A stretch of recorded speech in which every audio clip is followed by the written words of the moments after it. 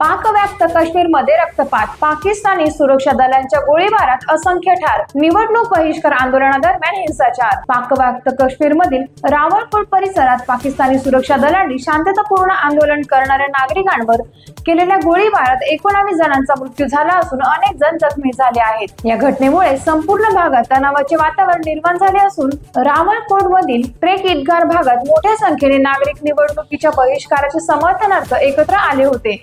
त्यावेळी पाकिस्तानी रेंजर्सनी थेट गोळीबार केल्याचा आंदोलकांचा दावा आहे. एका घटनेत 15 ते 20 जणांना गोळ्या लागल्याचा दावा करण्यात आला असून मृतांचा आकडा अधिक असण्याची शक्यता व्यक्त केली जात आहे. रावळकोटमध्ये गेल्या 52 दिवसांपासून सुरू असलेल्या जॉईंट अवामी ऍक्शन कमिटी म्हणजेच JAACच्या आंदोलनावर कारवाई करताना ही गोळीबाराची घटना घडली. JAAC आणि स्थानिक कार्यकर्त्यांच्या आरोपानुसार पाकिस्तानी सेना, पंजाब रेंजर्स आणि पोलिसांनी आंदोलकांना पांगविण्यासाठी गोळीबार केला असून आसू गॅसचा वापर करत अनेक ठिकाणी स्थानपरसही तैनात करण्यात आले आहेत. गेल्या 24 तासात रावळकोटसह अनेक भागात पाकिस्तानी सुरक्षा दलांच्या कारवाईत किमान 20 जणांचा मृत्यू झाला असून 50हून अधिक जण जखमी झाल्याचे वृत्त आहे.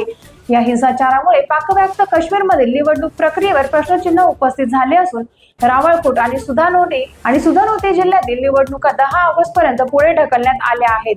दरम्यान हिंदुस्थानने पाकव्याप्त काश्मीरमध्ये होत असलेल्या या निवडणुका अवैध असल्याचे म्हटले असून या निवडणुकांच्या माध्यमातून पाकिस्तान या भागातील अवैध ताबा लपविण्याचा तसेच मानवाधिकार उल्लंघनावरून जगाचे लक्ष हटविण्याचा प्रयत्न करत असल्याचा आरोप केला आहे. या घटनेची आंतरराष्ट्रीय पातळीवर गंभीर दखल घेतली जात असून संयुक्त राष्ट्रांनी चिंता व्यक्त केली आहे.